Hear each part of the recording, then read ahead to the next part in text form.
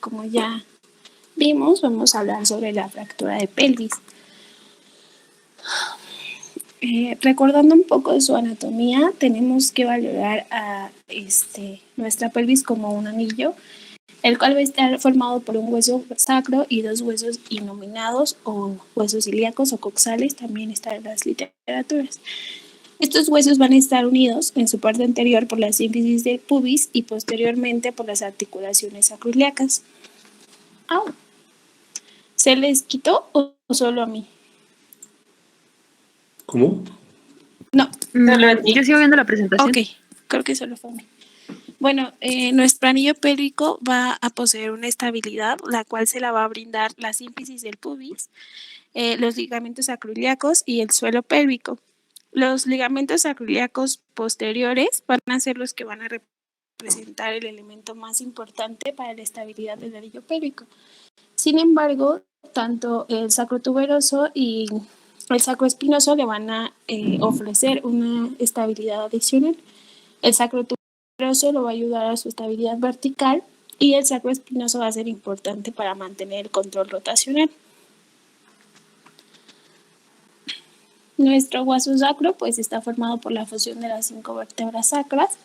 Su base va a estar articulada con la lumbar 5 y su vértice lo va a hacer con el coxis. La superficie anterior del sacro va a ser cóncava y la posterior es convexa. Ambas caras van a tener sus respectivos agujeros por donde pasa la cola del caballo, como nos dijeron.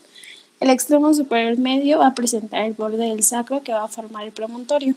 La articulación sacroiliaca es la conexión que vamos a tener entre nuestro hueso sacro y el hueso ilíaco. Nuestro hueso coxal va a estar formado a partir de 3 centros de osificación que se van a dar entre nuestro ilion, isquion y el pubis. La línea radiada, ahí les puse una flechita, esta va a indicar los límites de cada hueso, pero va a dejar de ser visible una vez que estos se van a fusionar entre sí. Las literaturas mencionan que es entre los 14 y 16 años, pero otras mencionan que es entre los 16 a los 20 años. Los huesos coxales van a presentar para su estudio una cara lateral y una cara medial. En ambas caras vamos a poder observar 3 bordes, un anterior, un posterior y un superior, y en los cuales vamos a poder identificar los diferentes accidentes óseos que pueden ser propios de cada hueso o bien los que vamos a encontrar en la fusión de ellos. Por ejemplo, en nuestra cara lateral vamos a poder observar el acetábulo, que pues es algo de lo más importante, que va a ser la fuerza articular de la articulación de la cadera, como ya lo habíamos visto en 2 exposiciones antes, creo. Y aquí vamos a poder observar el borde o la C. Creo que había surgido una confusión de una compañera hace varias exposiciones. La escotadura y la cara semilunar, que es la superficie articular para el fémur, y va a estar revestida por cartílago articular. Con base a su función, esta va a ser una diartrosis, pero con base a su estructura es una sinovial de tipo esférica. También vamos a poder observar la rama isquiopubiana, que es pues la unión de la rama del isquio y la del pubis, y por ejemplo en la cara medial vamos a ubicar la línea arqueada o arcuata, que esta va a ser el sitio de referencia para esto que viene aquí, que es la pelvis verdadera o menor y la pelvis falsa o mayor. A ver, perdón, ¿cuál es la pelvis verdadera? Aquí dice, de hecho. Es que eso se los iba a decir apenas. Sí, el hueso coxal, que se queda por encima de esta línea, va a constituir la pelvis mayor, que va a pertenecer a toda la cavidad abdominal, y el hueso coxal que queda por debajo, bueno, aquí se ve como la línea azul, no sé si vean mi cursor. Bueno, está como una línea azul y está como donde es. Sí se ve. Ok. Y el hueso coxal que queda por debajo de esta línea pues va a constituir la pared lateral de la pelvis menor que contiene la cavidad pélvica. ¿Alguna pregunta? ¿Qué es lo que forma parte del hueso coxal? ¿O qué entendemos por hueso coxal?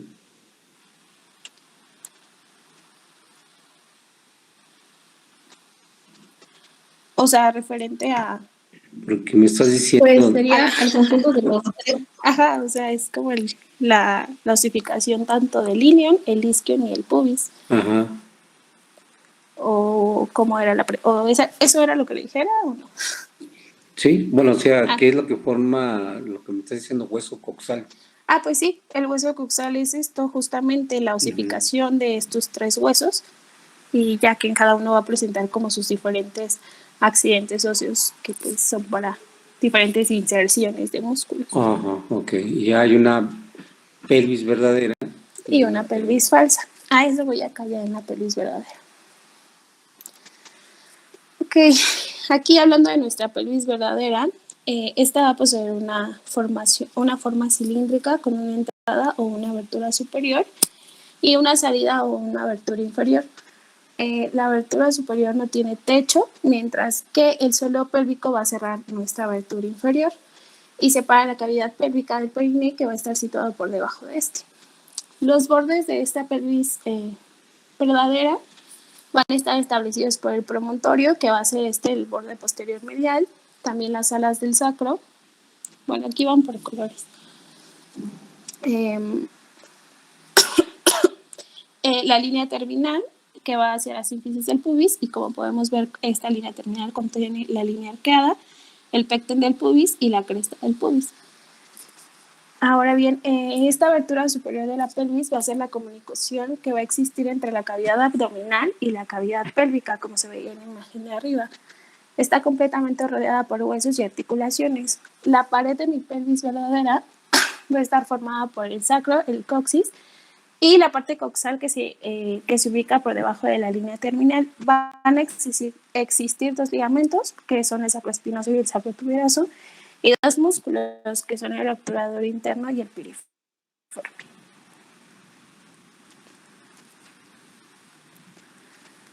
La pelvis y el perineo van a contener y sostener las partes finales de los aparatos tanto digestivo, urinario y reproductor. La cavidad pélvica contiene casi todo el aparato reproductor de las mujeres y solamente una parte en los hombres. En las mujeres, básicamente, la vagina va a penetrar en el suelo pélvico y conectar con el útero en la cavidad pélvica, y en los hombres, la cavidad pélvica va a contener el lugar de conexión entre el aparato urinario y el aparato reproductor.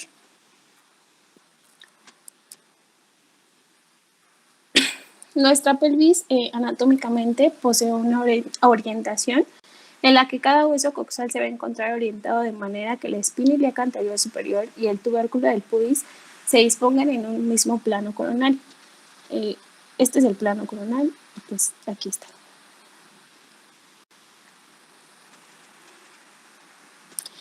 Y pues bueno, eso fue un poco de su anatomía, y ahora como tal vamos a entrar ya a la fractura de pelvis. Dentro de su epidemiología vamos a tener que, bueno, estas son cifras de Estados Unidos, no sé si en México sean igual, pero no encontré una literatura de México, que dice que se presentan 37 casos por cada 100,000 habitantes, y van a tener dos mecanismos para esta epidemiología: los que son de alta energía y los que son de baja energía. Los de alta energía generalmente se van a presentar en hombres jóvenes que son menores a 35 años, y los mecanismos de baja energía se presentan en mujeres adultas mayores a 35 años. Bueno, una incidencia. La estabilidad de la pelvis, como ya les había dicho, se tiene que entender a nuestra pelvis como un anillo, y de forma que estas fracturas se pueden considerar en estables e inestables. Si estas fracturas pueden resistir las fuerzas fisiológicas sin que se produzca una deformidad anormal, se denominan estables. O bien son inestables cuando estas afectan a dos puntos distintos de nuestra estructura, ya sean huesos o ligamentos. Una lesión inestable se puede caracterizar dependiendo el tipo de desplazamiento que se va a presentar. Si es una inestabilidad rotatoria, en la que la pelvis está abierta y con una rotación externa, o podemos encontrar una pelvis comprimida y con una rotación interna. O bien si hay una inestabilidad vertical. Esto se va a entender adelante.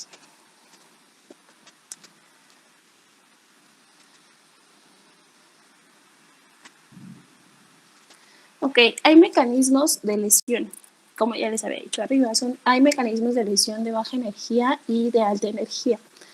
Los de baja energía van a dar lugar a fracturas de huesos individuales y esto va a resultar por una contracción muscular muy brusca y esto nos va a traer una lesión por abulsión. Y los mecanismos de alta energía pueden ocasionar rupturas del anillo pélvico, que pueden ser... Doc, ahí tenía una duda ortográfica. En los libros mencionan que son rupturas y así se dicen, trauma, rupturas. ¿Rupturas de qué? Ajá, me refiero al término de roturas o rupturas. Es, pues, rotura. Ok, Rotura es que del eso anillo decía, pélvico. pero pues la verdad me causó confusión. Normalmente decimos rupturas, pero decía De que en romper, trauma se usa rotura. ruptura. Exacto. De algo sólido decía que era rotura. Ok, entonces continuamos.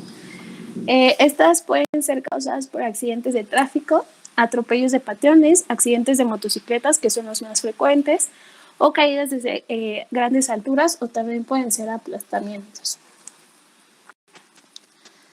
Estos mecanismos van a presentar lesiones por impacto o lesiones por aplastamiento. Las lesiones por impacto son cuando un sujeto en movimiento choca contra un objeto estacionario o viceversa.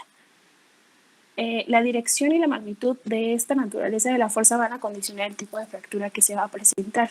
O bien las lesiones de aplastamiento, que es básicamente como se ve en el dibujo, cuando hay algo sólido y lo está aplastando, por ejemplo, el suelo y lo aplasta el carro. Los patrones específicos, como ya les había dicho, van a variar según la dirección en la que se aplique esta fuerza. Existe una fuerza anteroposterior y una fuerza de compresión lateral. Dentro de la fuerza anteroposterior vamos a ver que es cuando el vector va a golpear las espinas ilíacas anteriores o posteriores y esto va a producir la rotación externa de la hemipelvis. A su vez, esto va a producir la apertura de la pelvis que va a rotar sobre los ligamentos posteriores que están intactos.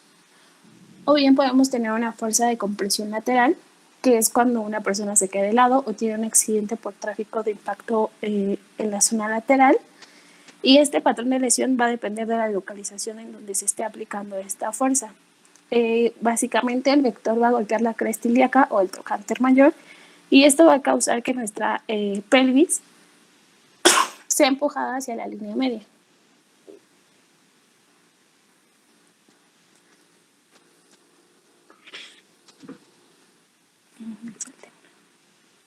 Ok. O sea, voy. Ajá. Cuando hay una fuerza de compresión anteroposterior, hay una apertura. Ajá, se abre.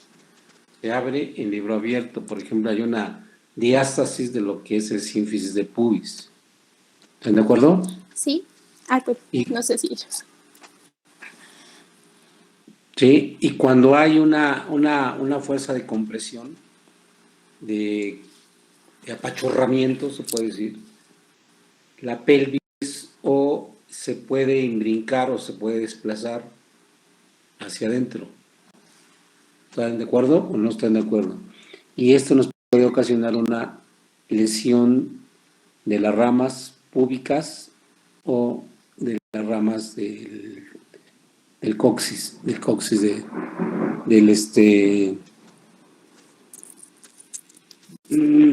isquiática,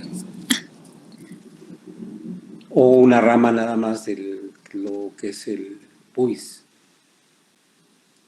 ¿Sí le entendieron o no le entendieron? Creo que se entiende un poquito mejor en la clasificación, ¿no, Doc? Bueno, yo lo entendí mejor hasta que leí la clasificación. Bueno. Okay. Si no, me dicen, por favor. Sí, doctor. Bueno, y dentro de esta misma fuerza de compresión lateral, como ya les había dicho, pues depende de dónde el patrón localice esta fuerza que se va a aplicar. Se puede aplicar hacia la mitad posterior del ilion, que es la forma más clásica de presentación, y esto presenta una mínima lesión de las partes blandas, que con frecuencia va a presentar una configuración estable. Si se aplica hacia la mitad anterior de la ala ilíaca, esto va a producir una rotación interna de la hemipelvis que puede romper el complejo ligamentoso sacroiliaco.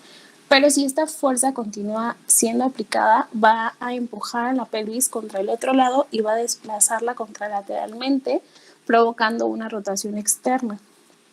y esto va a ocasionar lesiones por compresión lateral ipsilateral y una lesión por rotación externa contralateral.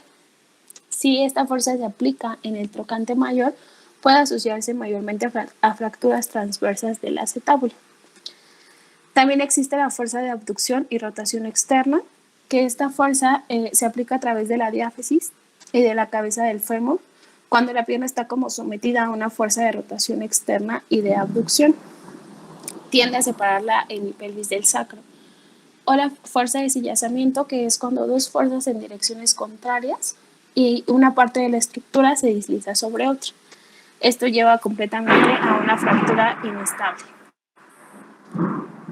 Y pues para entender mejor esto, existe la clasificación de Young y Budes, donde nos habla de las mismas categorías que les di antes, más una mecánica combinada, donde nos dice que la compresión lateral es una fractura transversal de las ramas del pubis ipsilateral o contralateral a la lesión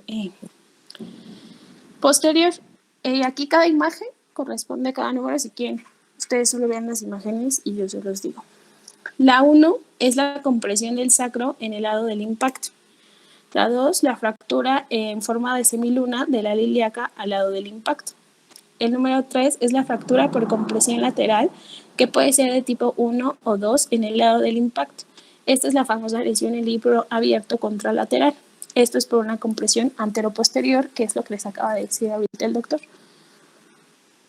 En una compresión anteroposterior nos dice que es la diástasis de la sínfisis o la fractura longitudinal de las ramas, donde la clasificación 1 nos dice que es, que se va a observar un ligero ensanchamiento de la sínfisis del pubis o de la articulación sacroiliaca anterior, donde los ligamentos sacroiliacos anteriores, los sacrotuberosos y los sacroespinosos se van a encontrar distendidos, pero van a estar intactos.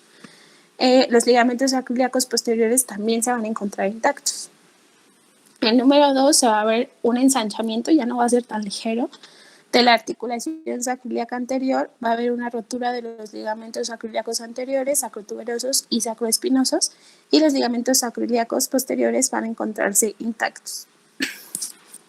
Y el número 3 nos habla de una rotura completa ya de la articulación sacroiliaca, y aquí va a existir un desplazamiento lateral. Ya se van a encontrar rotos los ligamentos sacroiliacos anteriores, los sacrotuberosos y los sacroespinosos, y también los ligamentos sacroiliacos posteriores se van a romper. Y ya en el sillazamiento vertical va a existir una diástasis de la sínfisis o un desplazamiento vertical anterior y posterior, que generalmente a través de la articulación sacroiliaca se da, y a veces de la ilíaca o del sacro. Y una mecánica combinada es la combinación de otros patrones de lesión con una mayor frecuencia en la compresión lateral.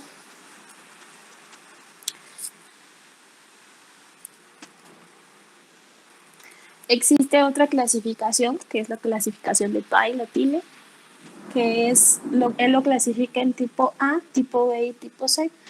En la tipo A nos habla de las fracturas de pelvis que no afectan al anillo y son generalmente lesiones en el A1 por avulsión. La clasificación A2, que son las fracturas mínimamente desplazadas del anillo pero que se encuentran estables. En el tipo B vamos a encontrar la inestabilidad rotatoria, pero existe una estabilidad vertical, donde en la B1 habla de una inestabilidad de rotación externa con una lesión en libro abierto nuevamente. En la B2 habla de una lesión por compresión lateral con una inestabilidad de rotación interna, que son lesiones únicamente ipsilaterales. Y la B3 nos dice que es una lesión por compresión lateral, que nos habla de una inestabilidad rotatoria bilateral en asa de cubo. Eso no lo entendí muy bien.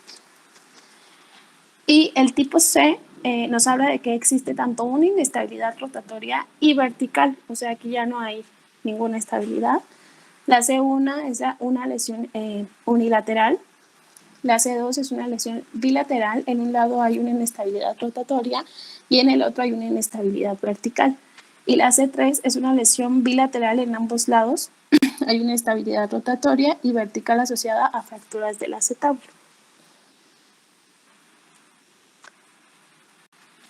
Son más complejas las todas son complejas. Pero las Tille más, ¿no? ¿Sí? Es la tipo C. Yo tengo una pregunta. Bueno. Dígame.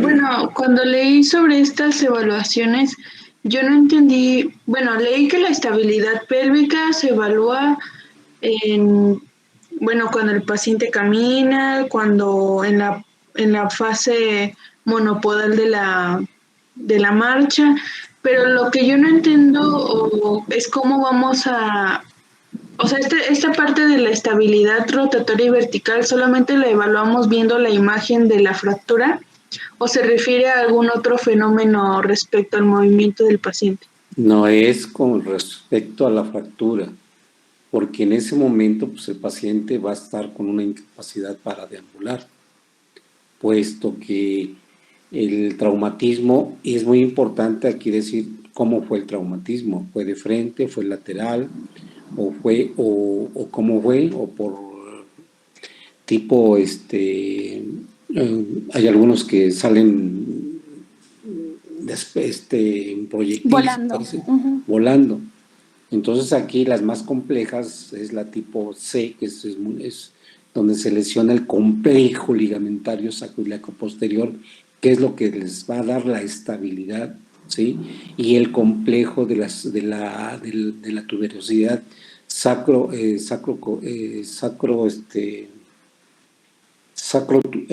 las tuberosidades de la parte posterior y ruptura de la sínfisis del pubis.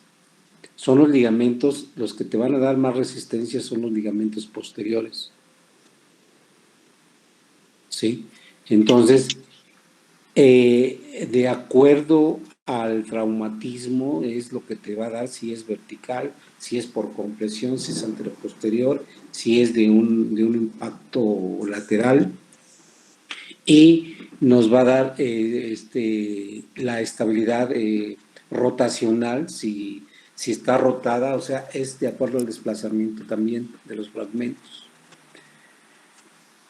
Si no me entendí, díganme, es un poquito compleja para que ustedes le entiendan, pero que sepan que hay ese tipo de lesiones por compresión directamente de anterior a posterior, por compresión, ¿sí? Y por traumatismo lateral, y hay una multifragmentación.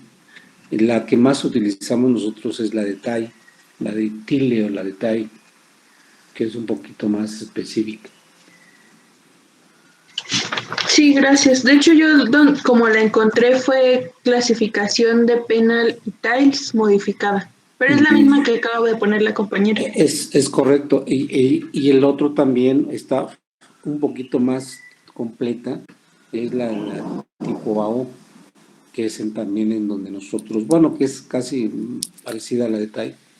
Doc, esa yo la intenté buscar, pero el link que manda a la página oficial no me dejaba abrirla. No, entonces es que son egoístas, son muy egoístas, pero hay un librito no la pude específico, encontrar. sí.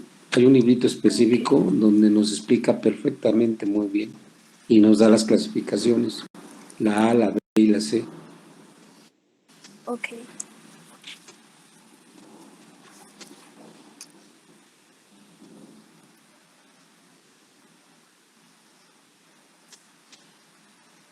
¿Continúo? Pues yo digo que sí. O sea, hay alguna otra duda. Miren, esto es complejo. Claro que ustedes no van a ser ortopedistas ni nada para decirles que se la aprendan completamente, pues no, porque no. Pero sí que lo deben de saber cómo son el tipo de fractura, o sea, por qué es una urgencia una fractura de pelvis. ¿Sí? ¿Qué es lo que pasa cuando hay una lesión de la pelvis? Porque es una fractura que va a ocasionar una hemorragia muy intensa. Eso se los explico un poquito adelante. Ah, bueno. Por eso es la importancia de la pelvis. Sí. Adelante. Ok, dentro de nuestra valoración clínica, que creo que es un poco de la duda de nuestra compañera, no vamos a observar como que veamos a nuestro paciente llegar a caminar y digamos, tiene una fractura de pelvis. Básicamente, nuestra valoración clínica ante una sospecha de fractura de pelvis es un antecedente evidente de un traumatismo. A la inspección va a existir una limitación funcional, cambios de la coloración que pueden presentarse como equimosis inguinales, perianal en el escroto o en los labios mayores, un edema o una inflamación y una deformidad evidente que se ve en un desnivel entre los huesos ilíacos, que es algo que podríamos observar. A la palpación vamos a encontrar un dolor pelviano que es de tipo intenso y se debe realizar un tacto rectal y vaginal en busca de un sangrado que hagan sospechar de una fractura de tipo expuesta. Una perforación rectal o vaginal no diagnosticada se va a asociar a una lesión de anillo pélvico y tiene un muy mal pronóstico. Vamos a realizar nuestra evaluación clínica primaria, que es el ABCDE, que es valorar que tengamos una vía aérea permeable, un intercambio gaseoso correcto, que exista una ventilación y una oxigenoterapia suplementaria, la circulación y controlar las hemorragias, valorar si existe un deterioro neurológico, es decir, la conciencia del paciente, exponer las áreas del cuerpo donde se sospeche alguna lesión. Para nuestra valoración hemodinámica, que es creo que lo más riesgoso de esta fractura, es que puede existir una hemorragia retroperitoneal. La causa más frecuente de esta hemorragia es la ruptura del plexo venoso en la pelvis posterior, pero también puede estar dada por una rotura de un gran vaso, como puede ser la ilíaca externa o la ilíaca interna. Esta hemorragia retroperitoneal pues es un sangrado masivo que nos va a llevar a la pérdida de los pulsos distales y esto va a estar marcado con una inestabilidad hemodinámica. Tenemos que prestar muchísima atención porque pues es importante realizar un control inmediato de esta hemorragia.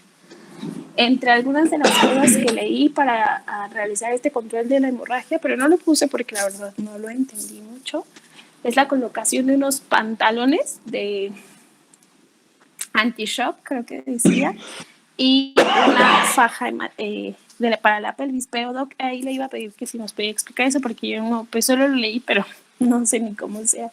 Cuando pasa el accidente es principalmente por traumatismos de alta energía. Entonces, cuando hay una discrepancia, el paciente por la hemorragia puede tener problemas metabólicos, problemas de shock hipovolémico. Lo que se debe hacer en ese momento, como hay sangrado interno, que se rompe todo el plexo venoso, hay que tratar de cerrar o estabilizar lo que es la pelvis. Se utilizaban los tipos de pantalones anti-shock, pero pues hay mucha gente que no lo tiene. Nosotros o inclusive lo que se puede hacer es utilizar una sábana y cerrarlo por completo. Es a lo que le dicen una sábana santa. Cierras por completo, cierras la pelvis, lo cierras, es como cuando fajan a las post embarazo. Hay que pagarla porque si no se le va a X, pero hay que fajarla. Entonces, en ese momento cierras completamente lo que son la pelvis, ándales, y tratas de disminuir la hemorragia. Eso se hace en una forma inmediata en el transcurso de lo que es el accidente. Si lo sabes hacer, lo debes de hacer en forma inmediata porque tu paciente va a sufrir en forma hemodinámicamente, va a estar inestable. Y lo que se hacen es pasar líquidos en ese momento, y etcétera. Ya cuando llega a urgencias es otro rol, ¿sí?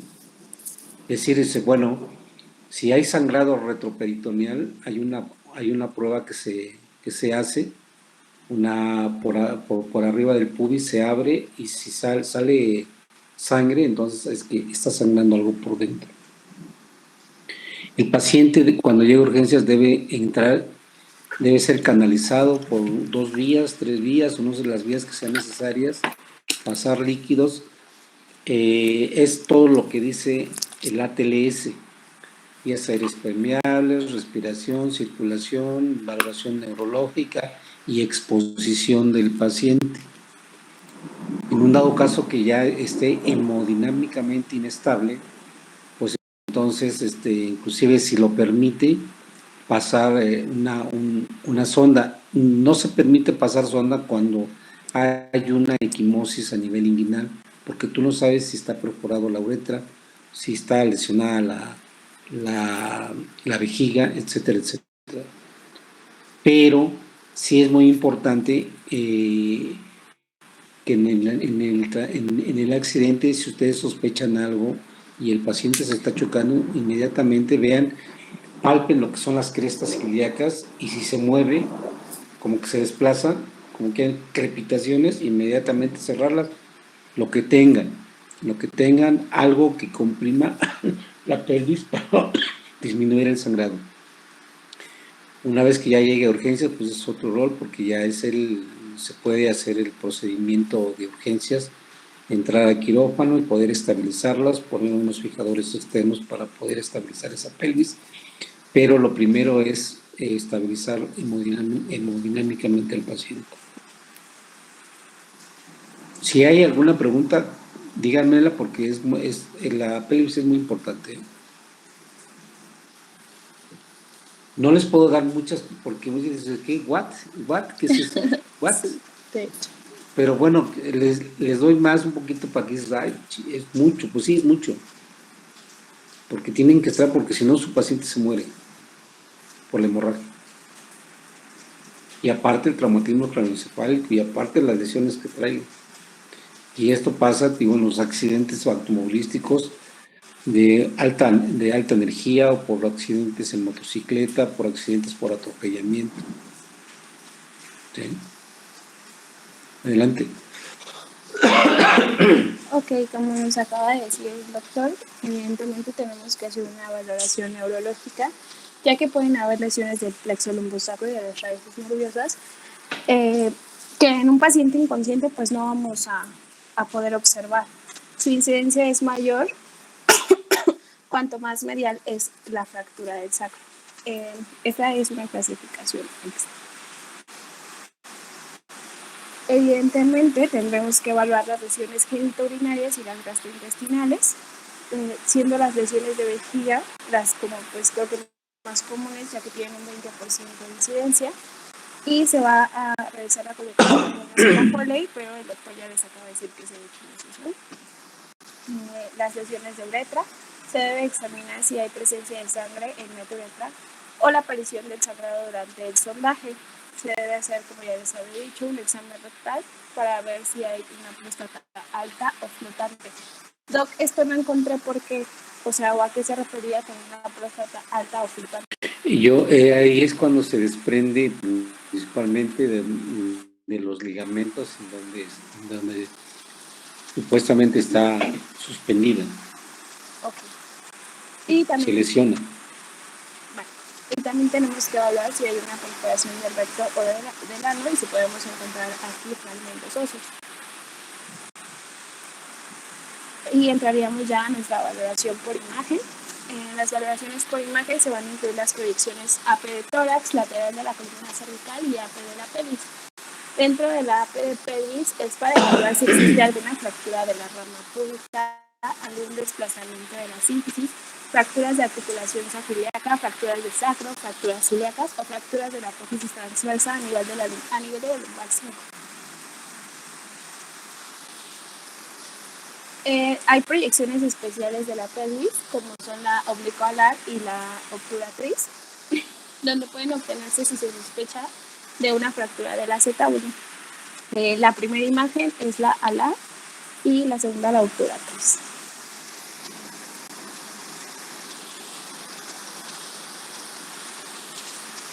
La entrada de la pelvis, esta se va a usar para determinar si existe el desplazamiento anterior o posterior de la articulación sacroiliaca, del sacro o del ala ilíaca.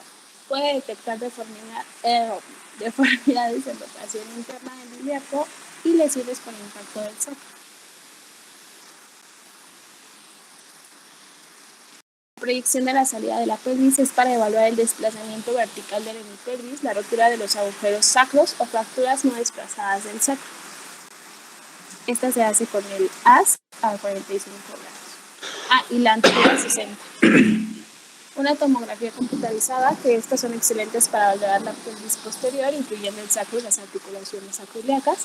La resonancia magnética, que es para proporcionar mejores imágenes de las estructuras peritoneales o vasculares de la pelvis. Sin embargo, leí que pues estas básicamente no se hacen por el tiempo que se tardaría en realizar, entonces nos quedamos con las radiografías normales. Hay una proyección de estrés, que esta se utiliza para valorar la estabilidad vertical. Es posible que se realicen proyecciones bajo tracción y compresión con un paciente anestesiado. Tai nos habla de que una inestabilidad es cuando hay un desplazamiento vertical de más de 0.5 centímetros. Y ya olvidé cuál era el otro autor que dice que es más de 1 centímetro. Pero bueno, estas son las dos variantes. Y si hay un desplazamiento de la lesión, hasta 1 centímetro puede considerarse, es considerable inestable. Y tienes ¿Hasta que 1 centímetro es inestable? Y hay los autores, pero tómenlo como referencia, 0.5 o hasta no es centímetros, es 0.5 centímetros, o sea, 5 milímetros, o hasta 1 centímetro. Si hay una inestabilidad, pues es mucha. Entonces, tienes que entrar a reducirla de cajón. Aunque muchos no creas que es tan fácil llegar y reducirla, tienes que entrar por vías inguinales o por vías de una que se llama estopa y por vías posteriores para poder llegar a esa lesión y sangran demasiado. Adelante. En otra bibliografía encontré justo lo que nos dijo el doctor, que la diástasis del pubis es una amplitud entre estas ramas que sea mayor o igual a los 10 milímetros o 1 centímetro. El tratamiento conservador va a consistir, las fracturas que pueden tratarse de este modo conservador son la mayoría de las fracturas que sean por compresión lateral solamente de tipo 1 y tipo 2 antero-posterior, o si existe una diástasis del pubis de 2.5 centímetros. La rehabilitación. Voy. Cuando la del pubis hay una separación en libro abierto de más de 2 centímetros, es quirúrgica. Entran por vía anterior como la tipo fine steel, la que se utiliza en las cesáreas, y colocan una placa en la parte superior para cerrar esas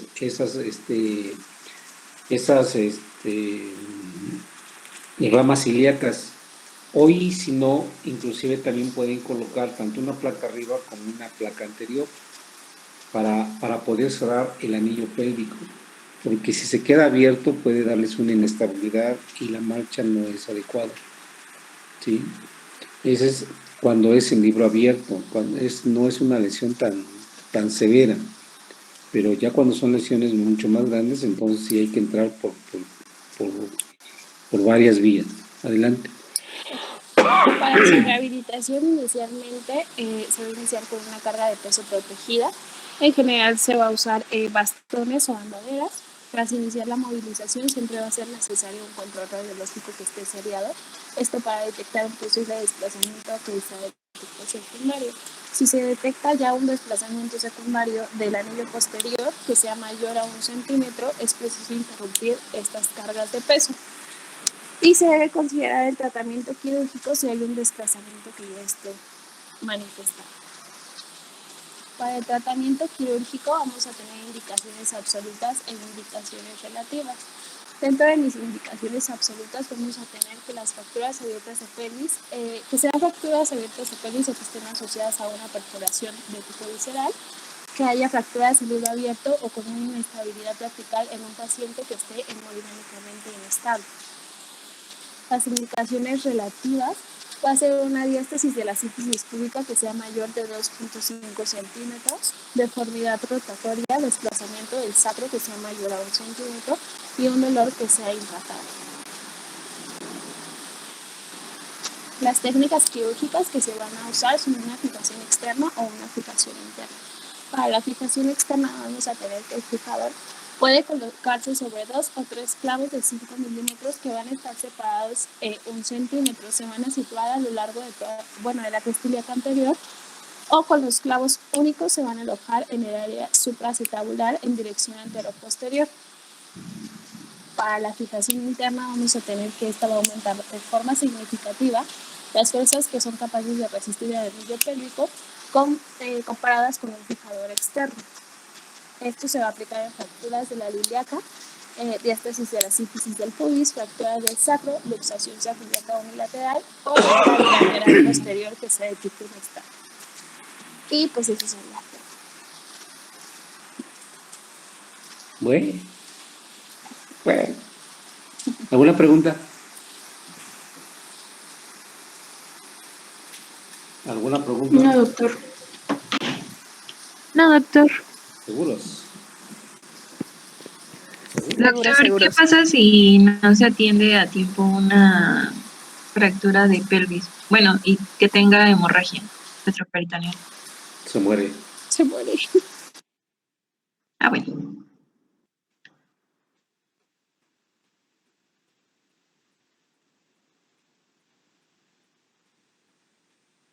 ¿Sí me escuchan?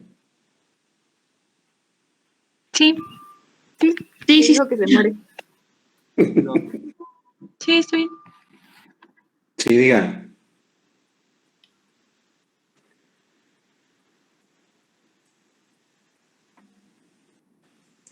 Me voy.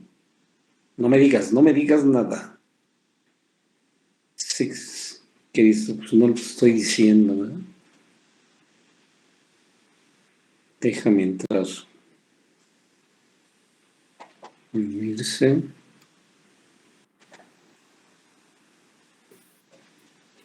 Órale. Compartir pantalla.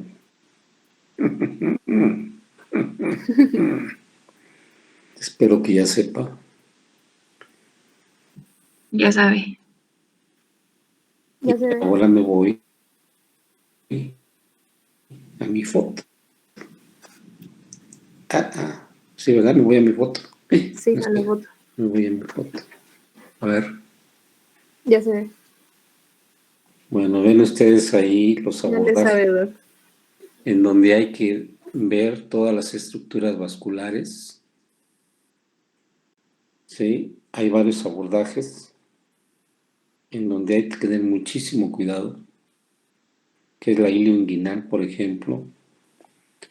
¿Sí? En donde haces un abordaje de la cresta ilíaca y vas separando para poder entrar hacia la cavidad. Una tipo fine steel, como ven ustedes. Aquí.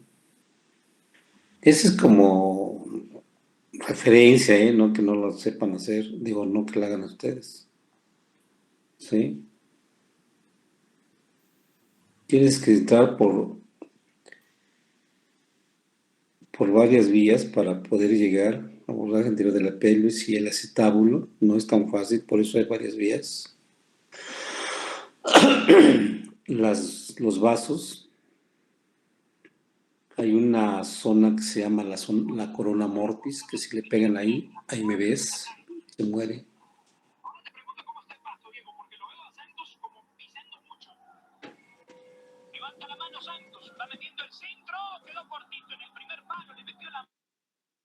No, pues sí está bueno el partido, ¿no?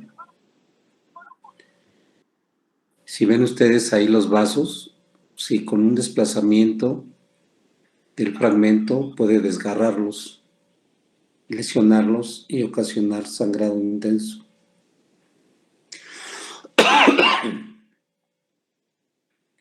Ir con mucho cuidado, llegar, quitar todo lo que está ahí. Aquí están los vasos.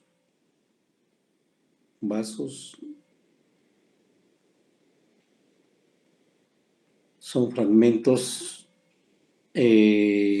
donde se puede estar fracturada lo que es la pelvis y el acetábulo. Recuerden que la pelvis tiene una columna anterior, una transversa y una posterior. tampoco quiero que se lo sepan porque, pues no. Y aquí hay una imagen de cómo, qué tipo de fractura será, Fabián, en la clasificación de tallo.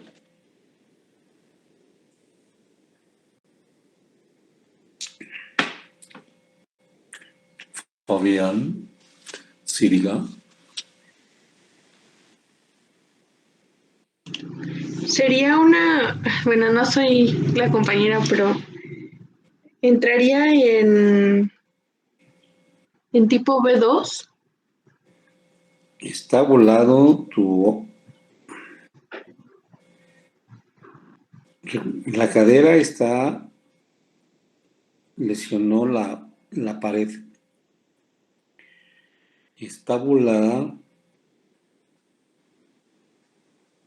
lo que es la rama iliopúbica.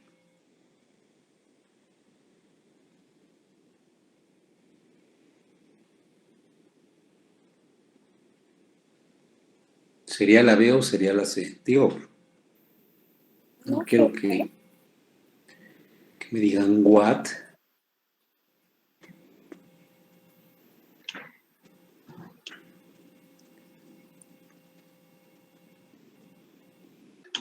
La C, entonces. Es una clasificación C. Pero C3, ¿no? Yo no sé, no soy experta. Pero... ¿Cómo? Se escucha muy bajito tu micrófono, Arlet. Con razón les estoy hablando y no me hacen caso.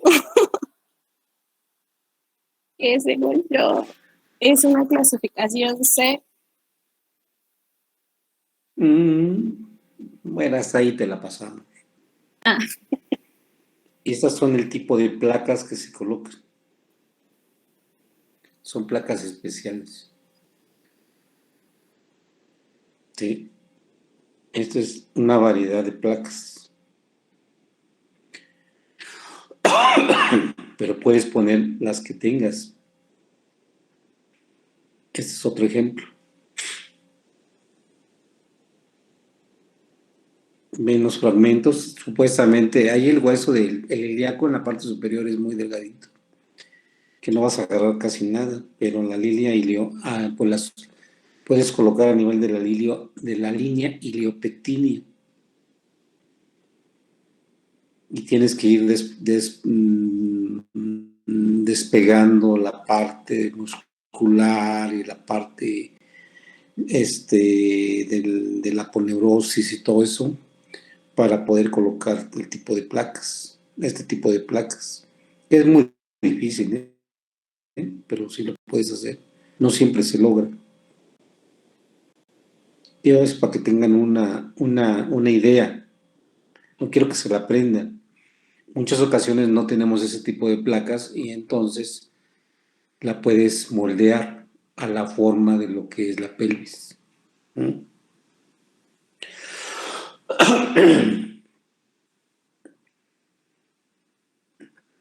Hay cuando se lesiona la columna anterior, tornillos especiales, bueno, tornillos delgaditos de 3.5, ¿sí? Para que tengan una idea. ¿Qué es lo que hace cuando puedes abrir adelante?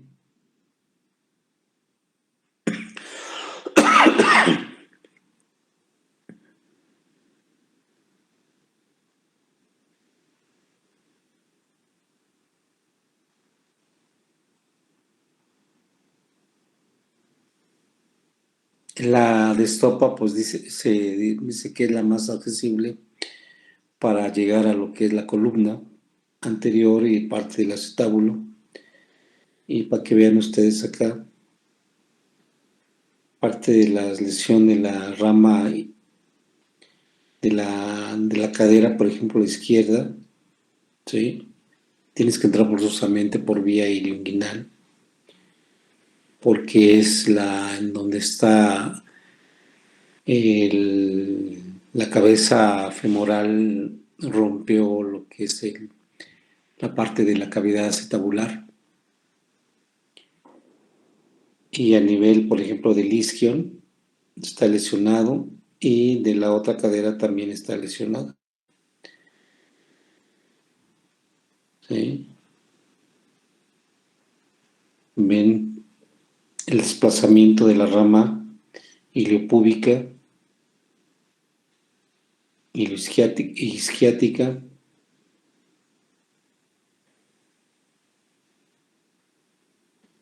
y los abordajes son los ilioinguinales y la de stop. Pero no quiero que se la aprendan. Ahora si la aprendieran, pues sería bueno. El AP de pelvis es lo más importante, la TAC tridimensional nos va a armar toda la imagen de donde está lesionado.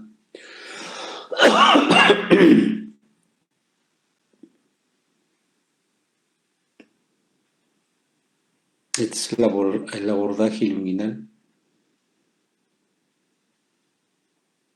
Cómo vas llegando y vas despegando.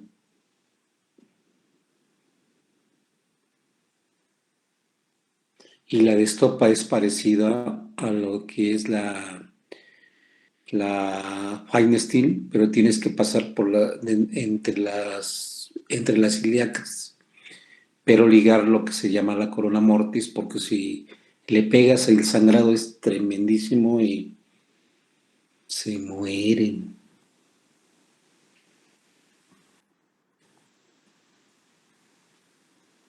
No es que no quiero que se lo aprendan, pero le estoy dando unos ejemplos nada más. Que van a decir, ¿qué es eso? ¿Cuac?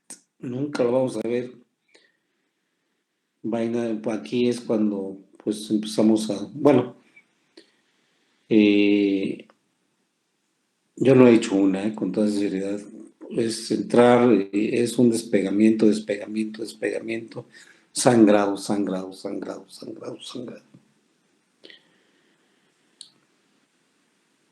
Y aquí tienes que ligar las partes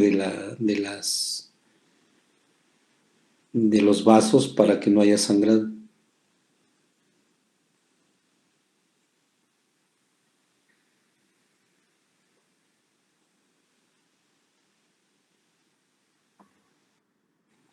Como ya lo mencionó su compañera, la pelvis se puede lesionar de estas formas: por traumatismo directo, por compresión lateral, principalmente por accidentes automovilísticos.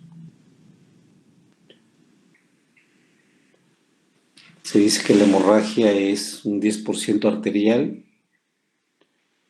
La hemorragia un 30% te lo da el hueso y el 60% es el plexo venoso.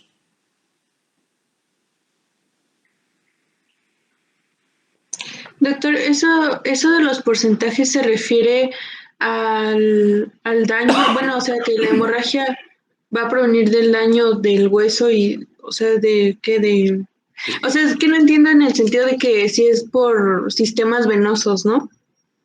La mayor cantidad de sangrado que te va a dar es porque se rompe el plexo venoso posterior y se va hacia la parte retroperitoneal. Pero también en el momento de que se fractura, la solución de continuidad de un hueso te va a producir sangrado. Y también, como hay arterias, se pueden lesionar y te pueden ocasionar sangrado. Pero la mayor parte es por el plexo venoso que se lesiona y se va hacia el retroperitoneal, hacia el fondo. ¿Sí? De todos lados. Por eso el paciente se choca.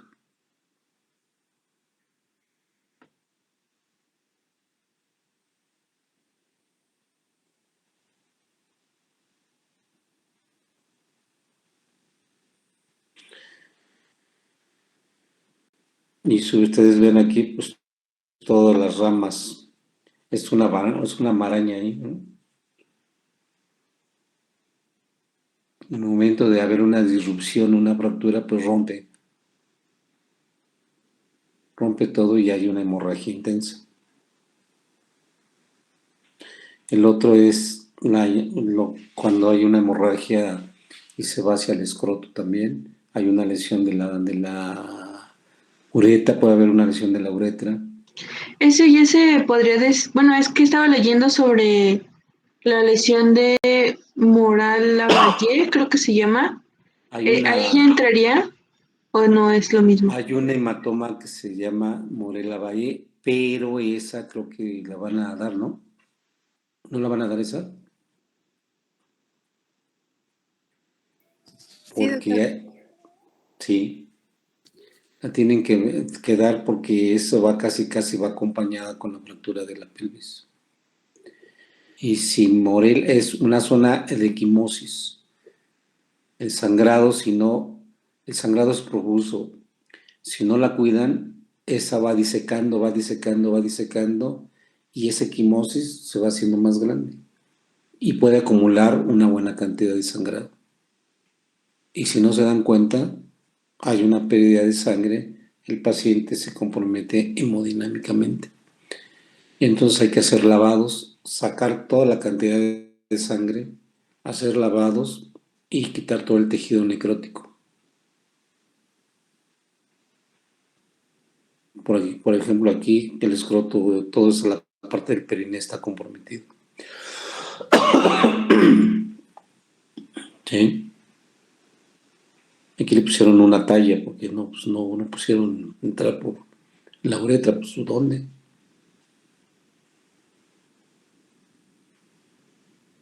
Y aquí esa es la famosa sábana anti-shock.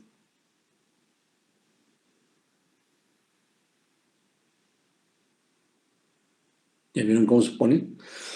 ¡Ah, chisdura!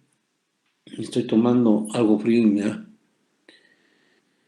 Esa es la famosa sábana anti-shock.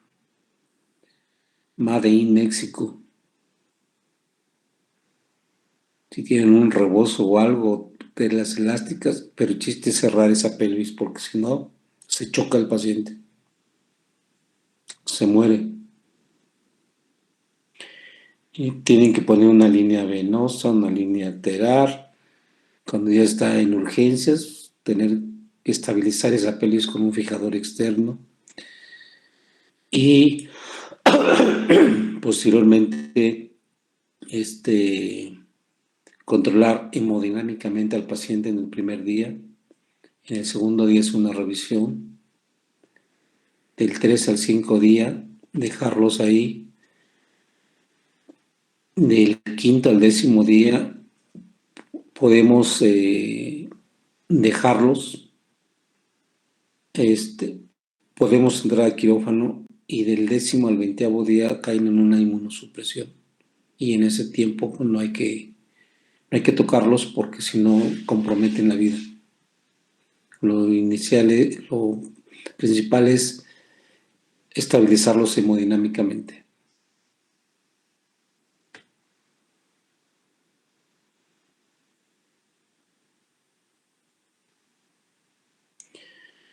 Quitar todo lo que es los hematomas. Si vemos que está sangrando, pues entonces pues empaquetarlo, abrir y empaquetarlo, ponerle unas compresas allá adentro y hasta que se coagulen solitos los vasos. Porque si no, se muere.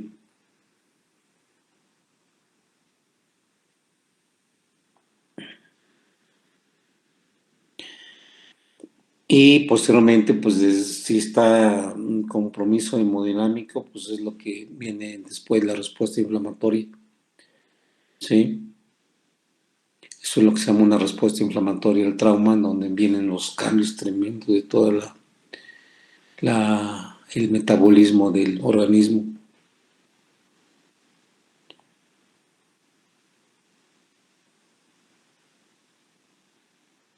Y aquí pues hay que tener mucho en cuenta la acidosis metabólica, la hipercoagulabilidad, porque si no, se muere, y la hipotermia. Son las 3 características muy importantes. Si no, se les muere su paciente.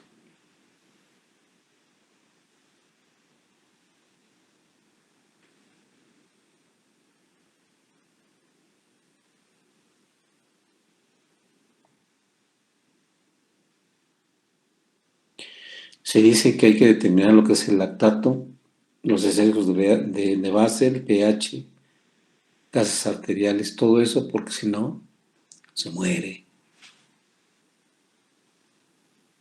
Todo esto, chavos. Esto es para que tengan una idea, ¿eh? Que dices, no, pues es que ni más, es mucho, pues sí.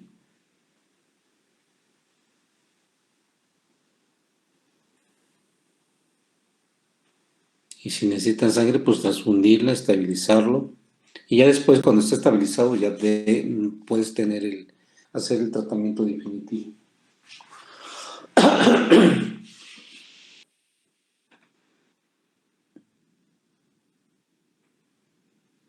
Y lo principal es estabilizar la pelvis. Y es cuando el primer hit, segundo hit, y hay una escala muy importante que es lo que debes hacer en los primeros días hasta el 21, hasta el 20º día. Porque si no llevas a cabo todo ese panorama, ese protocolo, vas a tener problemas. Nomás estoy dando lo que es un poquito y en ocasiones cuando si el cirujano es muy astuto, muy hábil, en lugar de abrir puede colocar tornillos dentro de lo que son por las crestas ilíacas, por las índices del pubis. O sea, pero te debes de llegar con el poroscopio para que no te salgas. Y pues aparte de lo que es la pelvis, pues puede haber algunas otras lesiones, ¿no?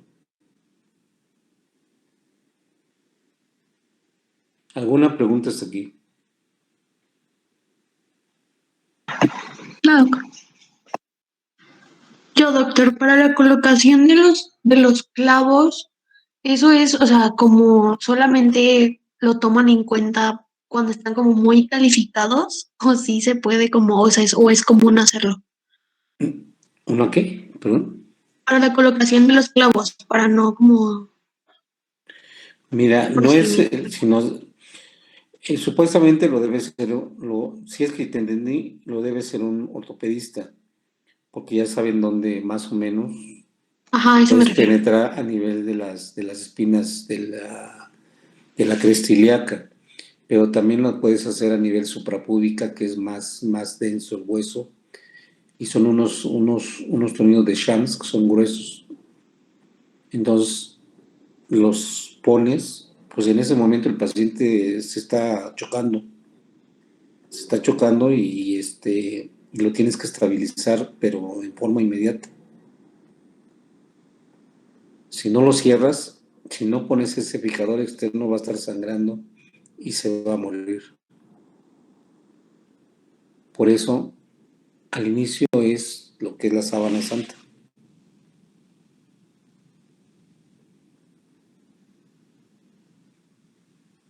Tengo una en donde se hacen los. Ahora ni llora, ¿qué pasa?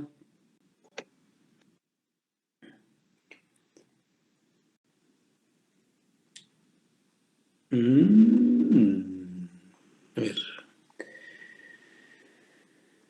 Ven aquí donde está la cresta ilíaca, la cresta ilíaca, ahí es en donde se deben de poner. Digo, es que no tengo. Arriba de la cresta ilíaca se ponen y donde termina la puntita roja, de la punteada roja, es la región supraacetabular.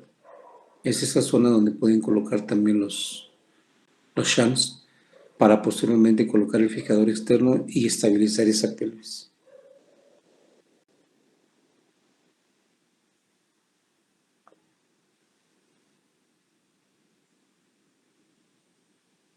Déjenme ver si tengo alguna. Debo de tenerlas.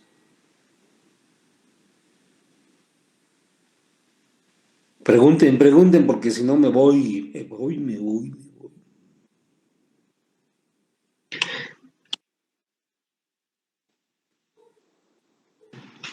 ¿Aproximadamente cuánto tiempo tardan en recuperarse, Doc, de una cirugía de... Pues dependiendo, o sea, lo ideal es que sacarlo hemodinámicamente es a partir de los 20 días. Y ya después de hacer las cirugías, darle una estabilidad. Si es una fractura muy compleja, pues sí tardan en recuperarse un buen tiempo, no sé, un mes, 2 meses, y a esperar a que se consolide y pues posteriormente la rehabilitación. El paciente debe tener es una rehabilitación exhaustiva porque si no su evolución va a ser mala, porque se forma una fibrosis después tremenda y entonces empezar a rehabilitar lo más pronto posible. Aquí como ven, miren, aquí es el trayecto de los tornillos cuando hay una disrupción, se colocan por dentro de lo que es el espacio y esto se va dirigiendo con el poroscopio. Si tienes mucho, si eres muy hábil, pues dices, y estos son los puertos o las áreas donde puedes colocar tus, tus clavillos, o más bien tus tornillos, sin penetrar, porque si no puedes perforar y lesionar. ¿Sí?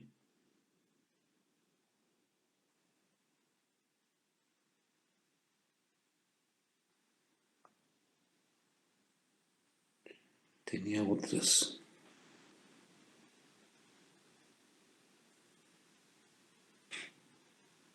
¿Pantalla? GG. ¿Sí se ve? O sea, Sí, ya se ve. Ah, ok. Sí. Buenas noches, mi nombre es Fernández Aguilar Carolina y el tema a presentar a continuación es lesión de Morel-Lavalle. Bueno, este tipo de lesión consiste en una lesión postraumática cerrada que desintegra los tejidos blandos, por lo tanto es una afectación de dichos tejidos. El traumatismo, digamos que va a generar una separación abrupta de la hipodermis de la piel y de la fascia muscular subyacente, con la consecuencia ruptura del plexo vascular y del plexo linfático y de esta forma la formación de una colección hemolinfática localizada entre ambos tejidos, es decir, la hipodermis y la fascia muscular. Bueno, para ponerlos un poquito en contexto, la lesión de Morel-Lavalle se denomina así por el médico quien la describió. Este fue el doctor Maurice Morel-Lavalle a mediados del siglo XXI y él describió por primera vez esta lesión en la región troncateria, es decir, en el trocánter mayor, una lesión degenerativa cerrada donde la piel y la fascia superficial se separan traumáticamente generando así un espacio muerto. Él fue lo que describió. Entonces, esto es importante porque a principios solamente se denominaban como, o se le acuñía el término de lesión de Morel-Lavalle a solamente las lesiones que encontradas en las zonas del trocánter mayor.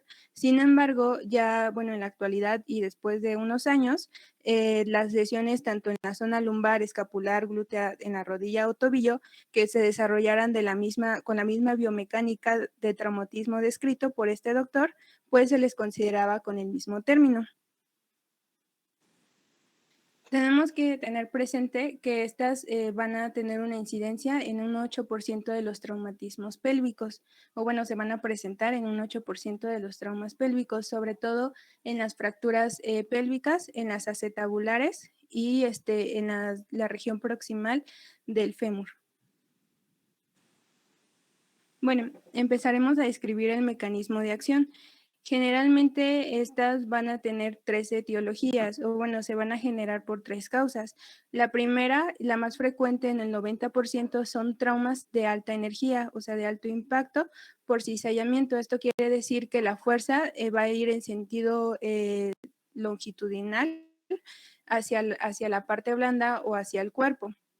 Es como, por ejemplo, cuando ustedes quieren romper un lápiz, generan, o un palo de madera, generan fuerzas contrarias. Algo así más o menos es el traumatismo por cizañamiento. También pueden ocurrir en lesiones por aplastamiento de gran impacto sobre estas regiones blandas. Son lesiones por aplastamiento y también se han descrito por traumas de baja energía sin fractura, por ejemplo en una contusión directa, y esto es observado con mayor incidencia en los jugadores de fútbol americano. Ok, bueno, les voy a explicar como tal el mecanismo a partir de estos esquemas. Primero debemos de saber que el mecanismo de lesión es la aplicación de fuerzas de alta energía, o sea, alta intensidad al cuerpo, ya sea en un cizañamiento directo o tangencial. Entonces, este efecto de traumatismo va a generar una separación de la piel, como pueden ver en esta imagen, o sea, de la piel y de tejido subcutáneo, que sería la hipodermis, de la fascia muscular subyacente. Entonces aquí vemos la hipodermis o la piel y la musculatura. Entonces, digamos que esto se describe porque, según la literatura, hay áreas donde las lesiones ocurren con mayor frecuencia, que ahorita, bueno, se las voy a comentar. Y una de ellas es a nivel de la cadera o del trocánter mayor, y eso generalmente ocurre porque esas áreas, digamos que tienen una piel suprayacente muy móvil y una fascia subyacente resistente. Entonces, cuando se genera ese impacto, la piel se desliza o se desprende como tal, o sea, la piel se desprende como tal del músculo, y de esa forma se genera un espacio muerto. Entonces, ese espacio muerto, digamos que también con el deslizamiento como tal de esos dos planos, va a generar la ruptura como tal del plexo tanto vascular como del linfático, sobre todo subdérmico. Y eso va a conducir a que se drene como tal los líquidos, como por ejemplo que se acumule la sangre, la linfa, hasta grasa licuada en ese espacio muerto. Y ya, pues, entonces, digamos que ese espacio muerto se va a generar, por lo tanto, por la separación de la fascia superficial y de la hipodermis, y dando como tal el resultado de una colección característica que va a ser el líquido hemolinfático entre estas capas adyacentes. Y bueno, también tenemos que tener en cuenta que con el tiempo, digamos que se va a producir una reabsorción de los elementos hemorrágicos, aumentando el líquido serosanguíneo, es decir, que ese líquido hemolinfático se va a reemplazar por un líquido que sea ahora con propiedades serosanguinoso. Y el material dentro de la lesión como tal va a generar la activación de un proceso inflamatorio, ya que con el paso del tiempo esa colección de líquido se va a ir acumulando o va a ser rodeado por una capa de hemosiderina, y esa capa de hemosiderina, digamos que es altamente proinflamatoria. Entonces, de esta manera se activa el proceso inflamatorio y conlleva la formación de una cápsula fibrosa. Y esa cápsula fibrosa pues va a evitar una mayor reabsorción de líquido, y por lo tanto va a conducir a una expansión lenta y continua de esa acumulación. Y pues el resultado, cuando nosotros veamos una cápsula fibrosa, es el resultado del establecimiento como tal de una lesión de Morella-Valle crónica. Entonces, ¿tienen alguna duda en el mecanismo? No, no hay ninguna duda. No, Carita. Okay. Bueno, este doctor que cité nos dice que la velocidad en la que se forma esta colección va a depender del número de vasos rotos y el flujo hacia la cavidad. Y bueno, vamos a pasar a la presentación clínica. Nos dice también que debemos siempre sospechar o tener un alto nivel de sospecha clínica en pacientes politraumatizados con un mecanismo de alta energía. Entonces, tenemos que tener mucho, digamos que énfasis en estos pacientes que han sufrido pues de un traumatismo de alto impacto. Entonces, en la clínica principalmente vamos a encontrar dolor moderado o dolor focalizado. la tumefacción van a ser de tamaño variable, es decir, las masas o por que va a ser consecuencia del edema, se van a generar como unos tipos de masas, pero son líquidas, ¿no? Entonces va a haber edema fluctuante a la palpación por esa drenaje de la ruptura de los plexos. También vamos a encontrar una zona equimótica no bien delimitada. Esto pues va a ser por la hemorragia que se está generando, una hipermovilidad de la piel por el desplazamiento de la hipodermis con la fascia superficial de la musculatura. También se puede estar asociados al pullido. Obviamente va a haber parestesias porque va a haber alteración como tal del impulso nervioso o de los nervios sensitivos, y lo que va a conllevar la impotencia funcional por ese dolor asociado. Y bueno, cabe destacar que, por ejemplo, las lesiones siempre se van a encontrar junto a las protuberancias óseas.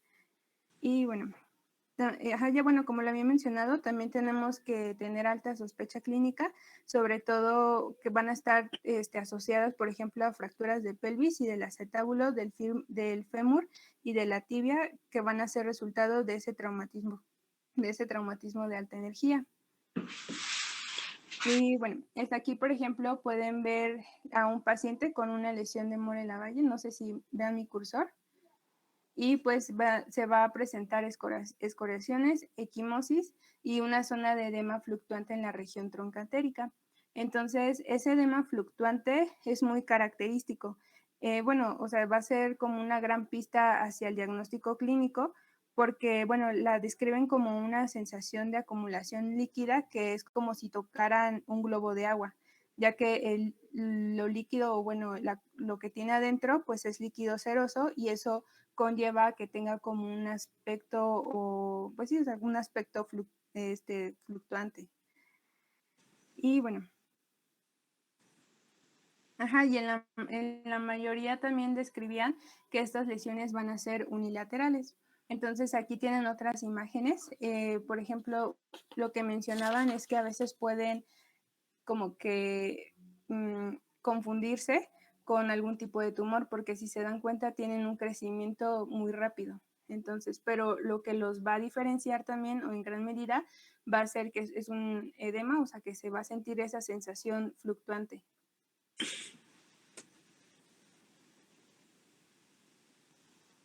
Aquí tienen otras imágenes.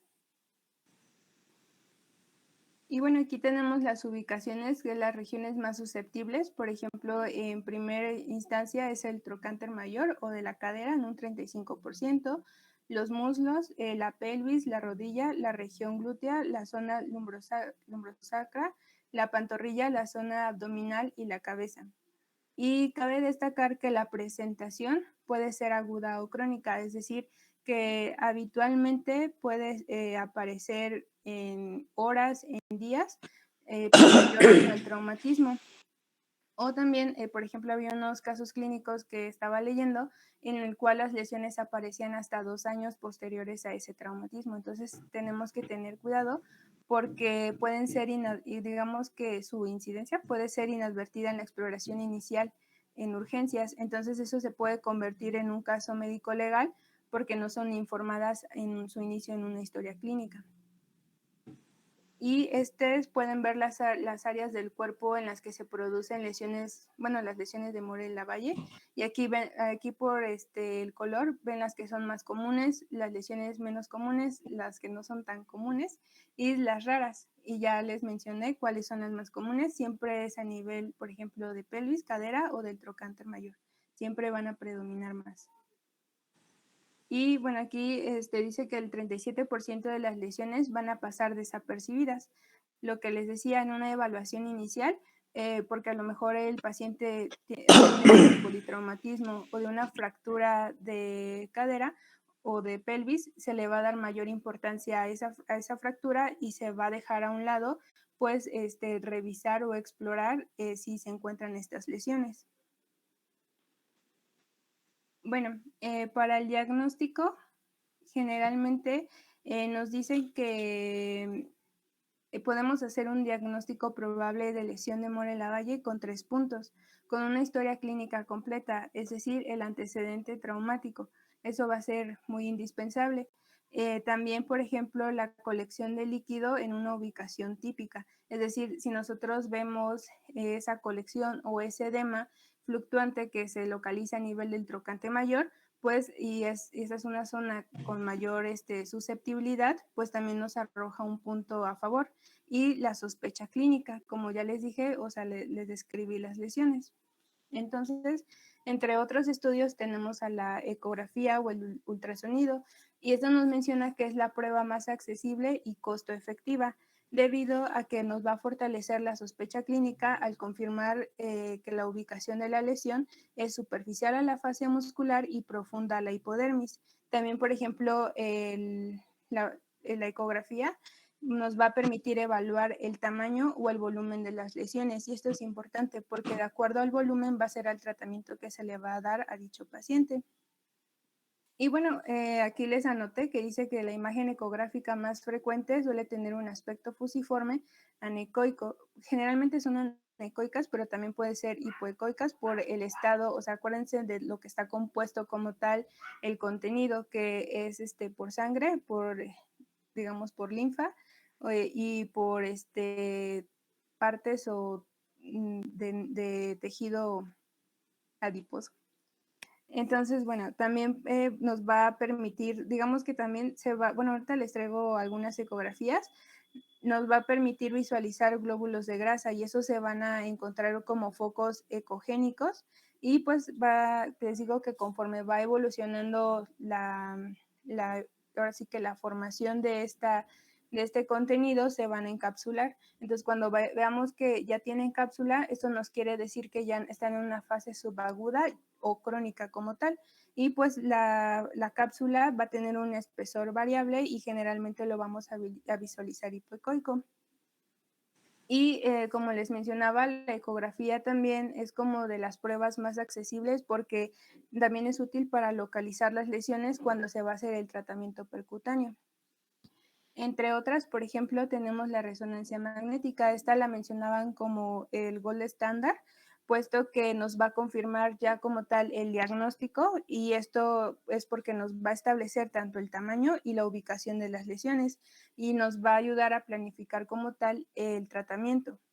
Y obviamente una resonancia magnética también nos va a evaluar otras lesiones asociadas.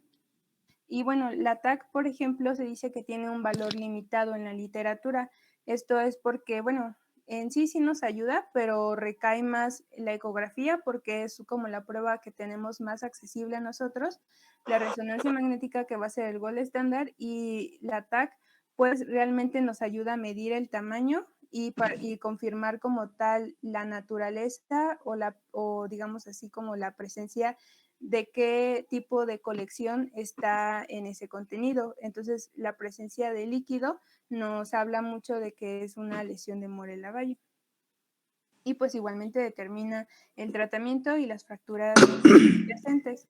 Y como también otro tipo de diagnóstico, pero más complementario, va a ser la radiografía anteroposterior, sobre todo de pelvis o de cadera, puesto que, como les mencionaba, estos tipos de fracturas son las que más se asocian a la aparición de una lesión de Moore-Lavalle.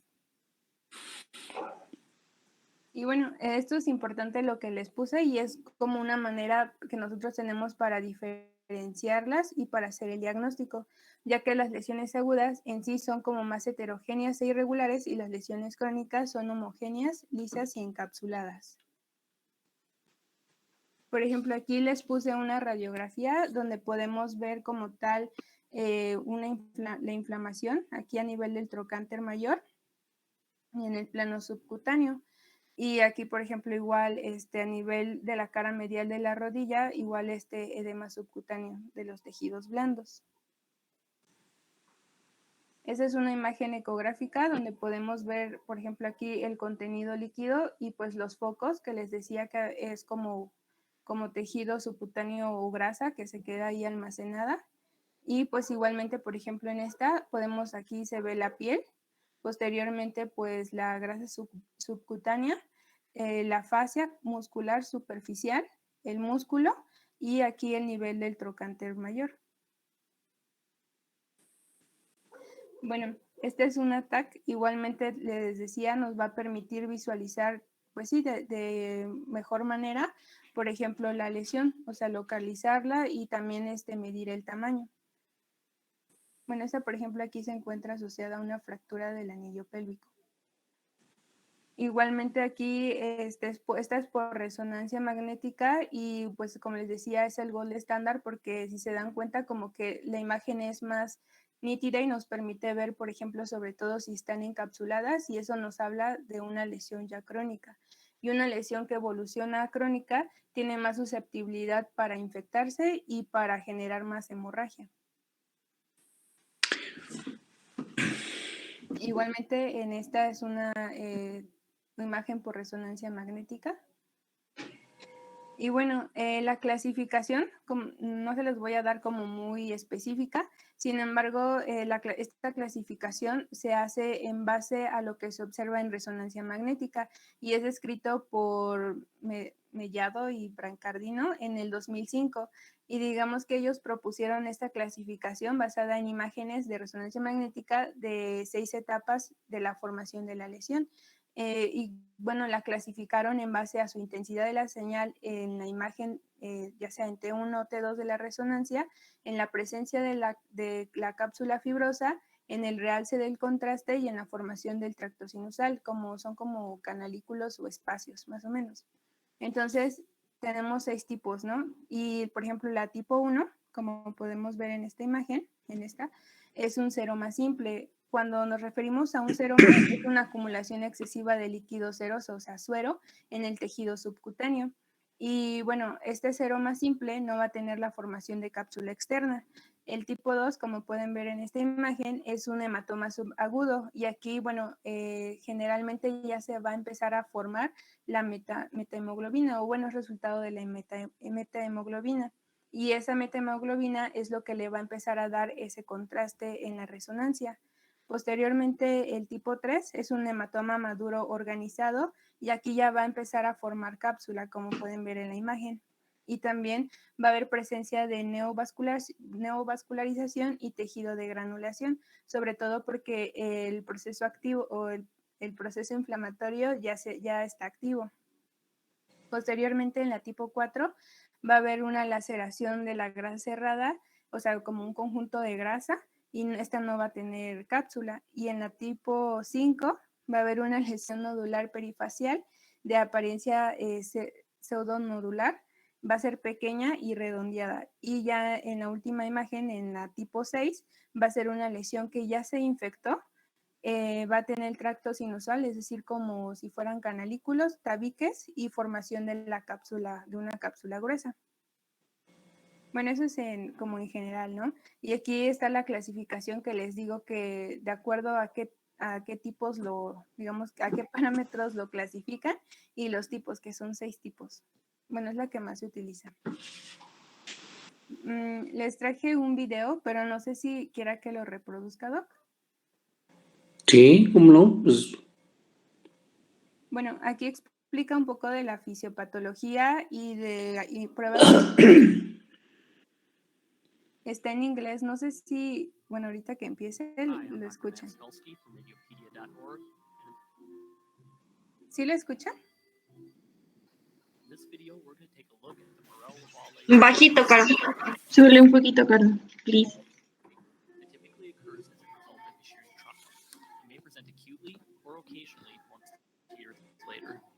Morello-Lavalley lesions occur when a ¿Así lo shearing escuchan? force separates the lamellar fat beneath the superficial Sí, fascia. ya se escucha bien.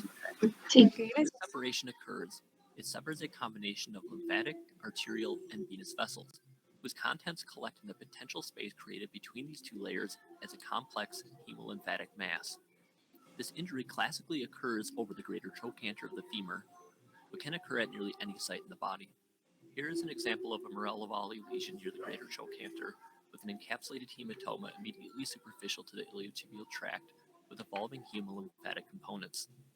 Occasionally, lesions may have one or more septa as well as solid components. A small septa within this lesion can be seen here. In this case, the patient reported a slowly enlarging mass over the greater trochanter after a motor vehicle accident, which had occurred 2 months previously. Ultrasound of the lesion reveals a large fusiform anechoic mass with solid components and a septum. Here is an example of a Morello-Valli lesion at the knee, with a fluid collection immediately superficial to the extensor mechanism beneath the lamellar fat. The key points to remember when evaluating a potential Morello-Valli lesion include the anatomic location of the lesion, which must be superficial to the deep fascia, that these lesions can have solid components and or septa. They may present long after the inciting trauma, may present as an enlarging mass, and rarely may become infected. Remember that these lesions may pose diagnostic difficulty in the non-acute setting due to complex signal characteristics. Location is the key to successful diagnosis. You can read more about Morello-Valli lesion. Bueno. Ahora vamos a pasar al tratamiento. Bueno, el tratamiento se divide en no quirúrgico y quirúrgico. Entonces, en el tratamiento no quirúrgico tenemos 2 terapias, que es la terapia compresiva y el drenaje percutáneo. El drenaje percutáneo es el tratamiento inicial, o sea, siempre se debe de someter al paciente a ¿no? Porque debemos de drenar, pues, el contenido serohemático que tiene, pues, está ahí acumulado. Sin embargo, bueno, tanto que la terapia compresiva pues es el tratamiento conservador. Ambos tratamientos están indicados para aquellas lesiones que son agudas, o sea, y son lesiones pequeñas con un volumen menor a 50 centímetros cúbicos y sin cápsula. Algo muy importante que mencionaban, por ejemplo, de ambos tratamientos es que nunca se deben de dar de forma aislada porque tienen una alta posibilidad de reincidencia. Y pues, por ejemplo, en ese es el caso del drenaje percutáneo, hay como tal no hay un algoritmo seguido, o sea, para el tratamiento de una lesión de Morello-Valli, ya que muchos médicos pues consideran distintos puntos o distintos criterios, ¿no? Pero lo que sí recomiendan es que nunca el drenaje percutáneo se haga de forma aislada. Y muchos dicen que o optan mejor por un drenaje abierto, que es el que les voy a presentar a continuación. Entonces, bueno, en las terapias compresivas, por ejemplo, en estas se utilizan ya sea vendas de compresión, como por ejemplo vendas de ACE, de compresión, o hasta, por ejemplo, también mencionaban pantalones cortos como de bicicleta, y esas solamente los pantalones cortos de bicicleta para las lesiones que son proximales al muslo. Y bueno, como tal la terapia compresiva se debe de dar por 4 semanas. Y aquí hay algo importante que les anoté abajo, es que siempre se debe de hacer el desbridamiento de todo tejido necrótico. Bueno, si es que presentan, ¿no? Si es una lesión abierta. Entonces ahí es una imagen de la terapia compresiva que es como complementaria, ¿ok? Y con este tipo de vendaje de estiramiento corto, bueno, ya de 6 pulgadas, y se hace en la parte superior del muslo. Bueno, es dependiendo pues dónde haya sido o dónde se encuentre la lesión. De igual modo les traigo una forma de cómo colocar ese vendaje compresivo. Me dicen si lo escuchan, por favor. ¿Sí lo escuchan? Entonces este es un Sí, claro. Sí. Cómo colocar un vendaje con una venda de 10 centímetros de la rodilla hacia abajo, ¿ok? Muy bien. Entonces, primero que nada, debemos de aprender que la venda se tiene que tomar sobre todo con la mano más dominante. Entonces, en este caso soy diestro, ¿no? Y tú también eres diestro. Entonces, la venda siempre se agarra con la panza hacia arriba y la lengua hacia abajo. Nosotros tendemos a hacer esto al colocar un vendaje. Y si yo hago esto, cuando yo voy desdoblando, aquí me puede zafar el dedo y se me cae la venda y no puedo traccionar de la misma manera. Entonces, siempre tengo que agarrar panza hacia arriba y lengua hacia abajo. Y después, cuando inicio el vendaje, la gente tiende a hacer esto. La tiene así y empieza desde aquí así. Eso está mal porque al final terminamos de la misma manera que estábamos evitando, ¿no? Entonces, el vendaje siempre es panza hacia arriba, lengua hacia abajo y empezamos sobre el dorso, o sea, sobre la cara anterior de lo que sea que intentemos vendar. Bien. Ahora, aparte de todo, lo importante al momento de colocar la venda es que no cometamos los errores que solemos cometer. ¿Cuál es? ponen la venda así, la giran y traccionan. Entonces, primero, en esa tracción, le pudieron haber jalado la piel y lastimado el tejido. Y por lo tanto, causar una nueva lesión. Entonces, no puedo hacer esto. Y número 2, si yo hago eso, la venda me queda floja y fácilmente se me puede. Si yo la comprimo desde el primer inicio, desde el primer momento, entonces, y aparte de todo, al momento de vendar, separo siempre la venda de la piel y nunca tracciono contra la piel, entonces no voy a causar lesión. Y así la venda es más difícil de retirar. Tengo que hacer más fuerza, ¿vale? Muy bien. Ahora, siempre el vendaje tiene que iniciar desde la base de los dedos, cubrir perfectamente el talón y el tobillo y llegar hasta la rodilla. Siempre, siempre. ¿Ok? Muy bien. Ahora vamos a empezar aquí en el pie. Entonces, ya que hicimos todo lo que quedamos para la curación, vamos a empezar siempre por el dorso del pie. El paciente tiene que estar de preferencia acostado para que yo pueda manipular mejor la pierna. Ahorita te voy a enseñar por qué. Entonces, empezamos el vendaje desde la base de los dedos. Ok, ahora, para que yo pueda traccionar desde el inicio, tengo que utilizar mi pulgar y el índice para poder traccionar desde el inicio, siempre con la venda cerca. Si yo jalo mucha venda, no puedo manipularla bien. Siempre tengo que tener la venda trabajando cerca, ¿ok? Pulgar e índice. De esta manera haciendo una casita. Porque si yo hago esto, me inutiliza los dedos que voy a utilizar ahorita. Entonces, ¿para qué hago este movimiento? Para que, mira, y nunca tracciono contra la piel. Siempre tracciono fuera de la piel. Con estos dedos voy a recibir la venda, cambio los de dedos y fijo la venda. Y ya quedó la primera vuelta. ¿Ok? Entonces, a partir de aquí empiezo. Siguiente vuelta, subo. Subo. Siempre traccionando cerca y a la mayor compresión. Y la tercera vuelta, me voy a anclar en el talón. ¿Ok? Aquí subo y me anclo en el talón. Mira, me estoy anclando en el talón y se está quedando descubierto acá. Como subí, ahora voy a bajar. Siempre jalando la vendita, sostengo yo con mi mano el talón, bajo y siento dónde está el talón y ahí meto y anclo la venda. Perdón, es que soy mi... Y a partir de aquí, vamos a ir hacia arriba. Nunca traccionando contra la piel. ¿Ves cómo se forma una especie de triángulo aquí? Bien, el vendaje debe subir por arriba de ese triángulo. ¿Vale? Y ahí está. Una vuelta hacia arriba y después desde aquí abajo me bajo y se forma otro triángulo. ¿Lo notas? Bien, y después la siguiente vuelta es por arriba del triángulo. ¿Vale? Y después la siguiente vuelta es hacia abajo y se forma otro triángulo. Si yo nada más horizontalizo, se va a ver la venda así y no se va a formar casi el triángulo. De hecho, el triángulo va creciendo conforme va subiendo. Mira, bajo y se forma un triángulo. Subo por arriba del triángulo y después bajo y vuelvo a formar el triángulo.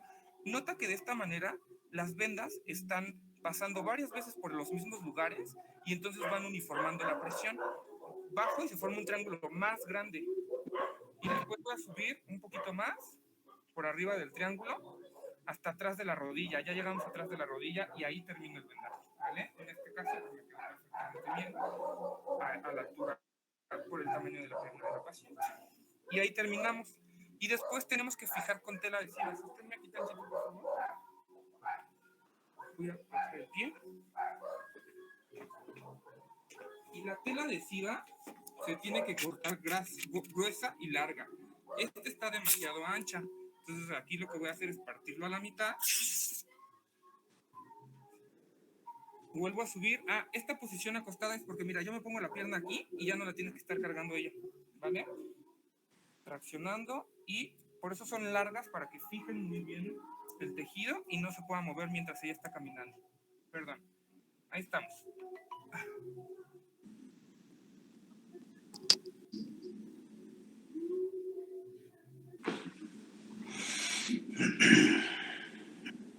Las manos.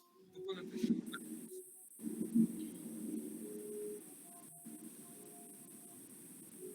Bueno, algo que se me pasó decirle es la forma en cómo más o menos se realizaría el drenaje percutáneo. Disculpen, no les traje una imagen, pero generalmente, o sea, es muy simple. Digamos que con el ultrasonido, se utiliza el ultrasonido como guía para localizar la lesión. Entonces, posteriormente se hace una incisión de 1 a 2 centímetros que recubra como tal la lesión. Y de ahí se va a insertar una punta de succión hacia la lesión para que se haga como tal el drenaje de líquido. Y posteriormente recomiendan lavar lo que ellos le denominan como irrigar con solución salina normal. Bueno, siguiendo con el tratamiento quirúrgico.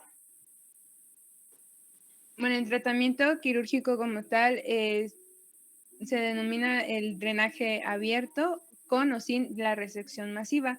Muchos recomiendan que siempre se haga la resección masiva y esto se denomina como, o lo que dan a entender, es como tal la extirpación de la pseudocápsula, cuando ya el contenido ya tiene la cápsula, entonces se retira como tal este contenido, la cápsula, y eso se refiere a resección masiva.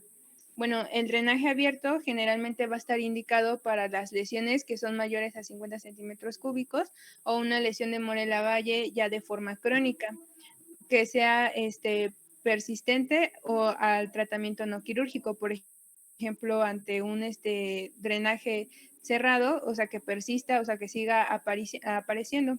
Y se dice que tiene una resolución exitosa de un 75%. Bueno, la forma en cómo se realiza este drenaje abierto es que se hace una incisión de forma longitudinal sobre la lesión y esto es importante, o sea, que esta incisión debe de ser ubicada donde permita como tal el acceso directo a la totalidad de la lesión.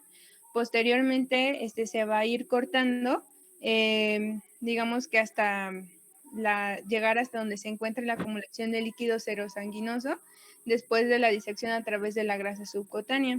Y ya posteriormente se va a drenar el contenido por aspiración y es importante, o bueno, mencionaban que durante esta técnica se deben de desbridar las superficies del interior de la lesión para producir sangrado.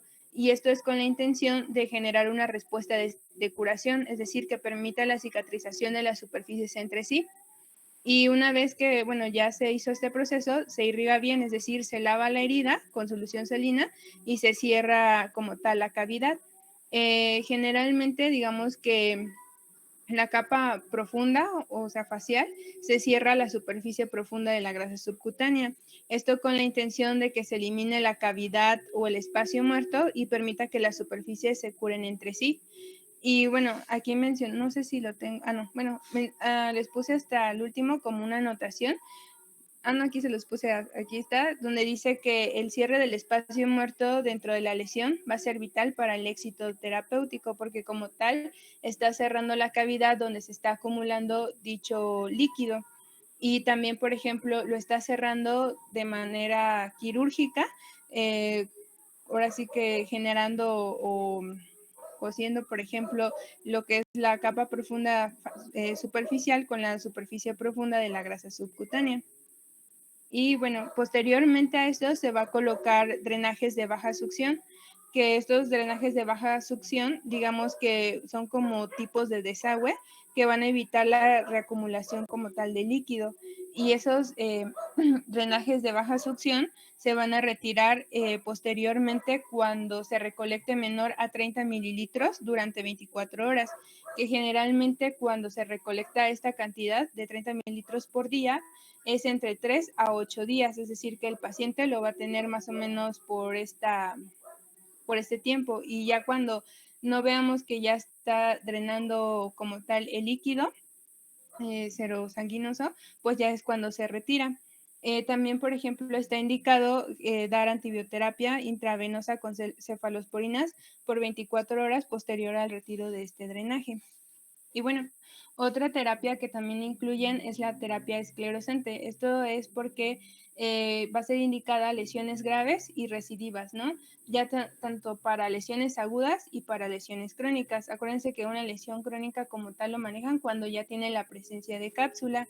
Bueno, lo que leí sobre estos agentes esclerosantes es como la utilización de doxiciclina, eritromicina o tetraciclina. Estos van a inducir fibrosis y por lo tanto el cierre de la cavidad patológica. Y bueno, también algo muy como interesante o raro es que también se utiliza como agente esclerosante el talco, entonces no sé muy bien, ¿no? Y pues esto es un tratamiento alternativo, obviamente cuando estas lesiones ya sean muy graves.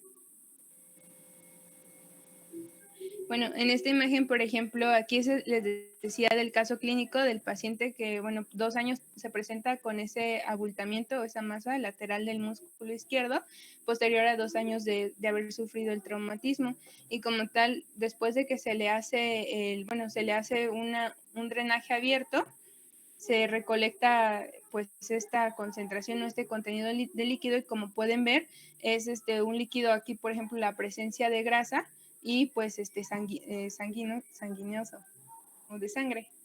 Y bueno, aquí esta es la imagen posoperatoria con los 2 drenajes de Blake, que son los drenajes que les digo a presión, a succión cerrada o presión cerrada, que se dejan para estar drenando el líquido.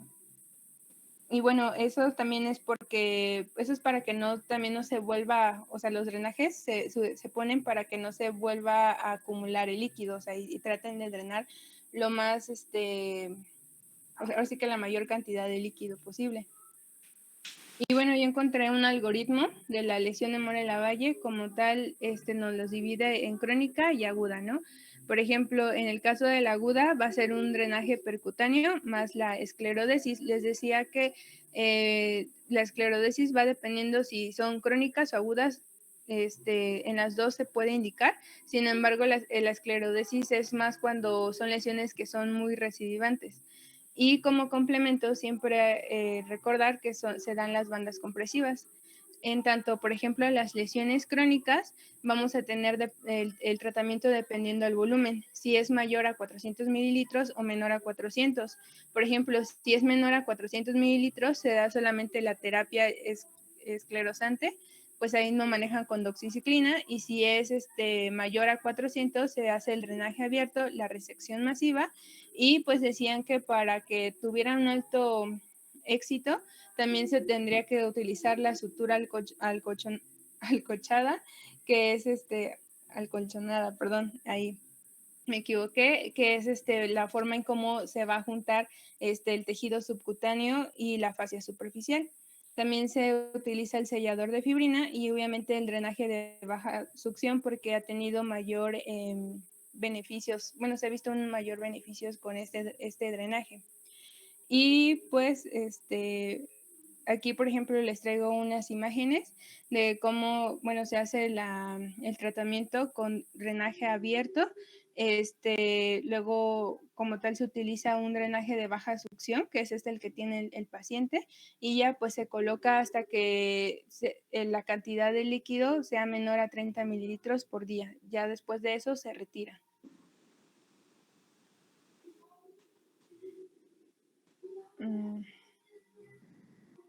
Bueno, aquí era un video de cómo se hace como tal el drenaje abierto, pero creo que no lo voy a poder reproducir.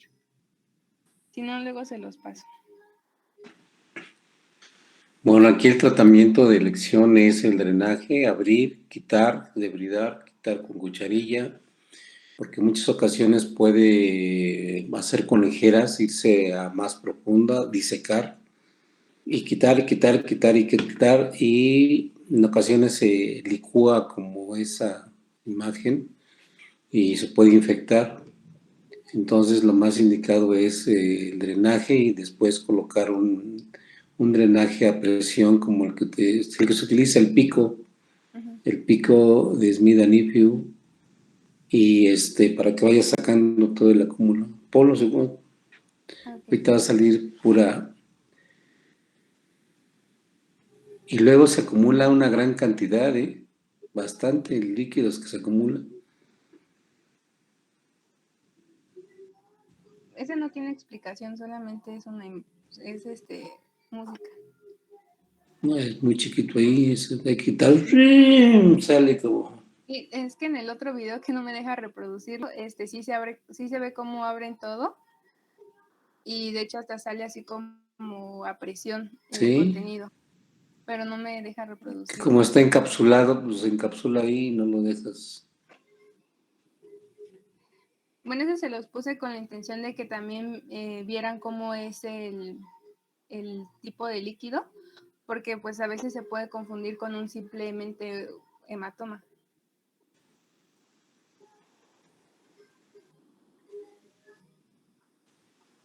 Cácaro, ábrele.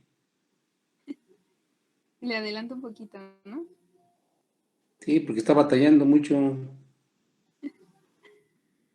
Nada más. No, hombre. Qué cácaro. Y la incisión así no es del muslo, ¿verdad? Sí. No es transversal, sino es longitudinal. Uh-huh. Mm.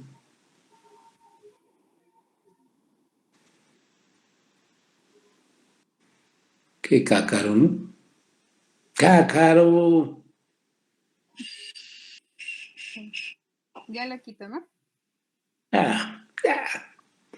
Bueno, pues nada más para que vean que no, cuando vean una equimosis ahí, piensen que es un Morelavalle o Lavalle, como lo quieran pronunciar ustedes, y el tratamiento es lavado quirúrgico Uh-huh.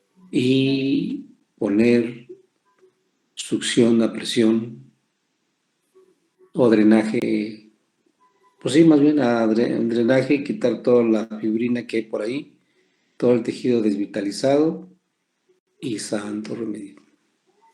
Sí. Bueno, ya para concluir, son las complicaciones. La más común tenemos la reaparición. Esta generalmente o el factor de riesgo va a ser el desbridamiento inadecuado o que sean lesiones más grandes. Y por ejemplo, aquí les coloqué la incidencia que dice la reaparición, por ejemplo, es el 60% de los pacientes con manejo no operatorio, por lo que les decía que tienen alta recidiva cuando solamente se hace el drenaje percutáneo. Entonces lo mejor es hacer el drenaje abierto porque puedes ver, por ejemplo, también las áreas de necrosis si es que ya está sufriendo el paciente de eso y por todos los beneficios que ya les había comentado. Y porque quitas como tal, o sea, la cápsula o del contenido. Y por ejemplo, en la reaparición es del 15 al 20% de los pacientes con drenaje abierto, o sea, es más baja la incidencia de esta reaparición. Y bueno, también está la formación de pseudoquistes, que principalmente esto se genera cuando hay una lesión de Morelavalle pues crónica y no tratada, obviamente. Y también podemos ver la necrosis cutánea, principalmente igualmente por el retraso del tratamiento, ya que hay una pérdida del suministro de sangre epidérmica. Y también, por ejemplo, aquellas lesiones que son repetidas y que son de gran diámetro. Generalmente cuando ya vemos una complicación de necrosis cutánea, el tratamiento es hacer un injerto como tal de la piel y pues obviamente la infección perioperatoria o una infección cuando no se drena ese contenido, ya que como les había mencionado, cuando surge como tal la cápsula, esto indica o favorece a la activación del proceso inflamatorio y conlleva a que sea más vulnerable o más susceptible a infecciones, sobre todo a una infección bacteriana. Y eso generalmente ocurre en el 46% de las lesiones. Y bueno, aquí está la bibliografía y sería todo. ¡Bravo! Muy bien. ¿Alguna pregunta?